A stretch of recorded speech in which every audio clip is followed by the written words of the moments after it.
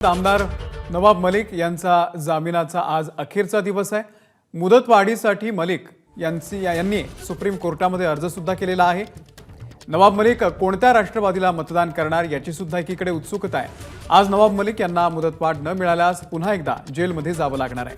न्यायमूर्ती बेला त्रिवेदी आणि सतीश चंद्र शर्मा यांच्या खंडपीठापुढे ही सुनावणी होणार आहे।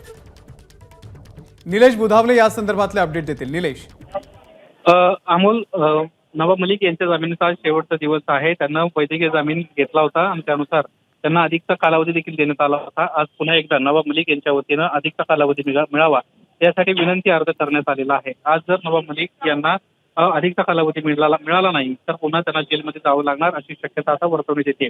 दुसरी महत्त्वाची बाब अशी आहे की आज सुप्रीम कोर्टामध्ये 14 नंबरच्या कोर्टात 61 नंबरला नवाब मलिक यांच्या जामिनाच्या संदर्भातली सुनावणी आहे आणि साधारणपणे दुपारपर्यंत ही सुनावणी पार पडताना पाहायला मिळेल।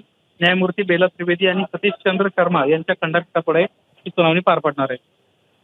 निश्चित। निलेश, धन्यवाद दिलेल्या या संपूर्ण माहितीबद्दल। नमस्कार। मनसुद्धा तुझं ही वेगळ्याच प्रकारची मालिका तुम्हा सगळ्यांना खूप आवडली होती। याचा दुसरा सीझन कधी येणार अशी विचारणा झाली। प्रतीक्षा संपली आहे मित्रांनो। येतोय मनसुद्धा तुझाचा दुसरा सीझन। होई मनसुद्धा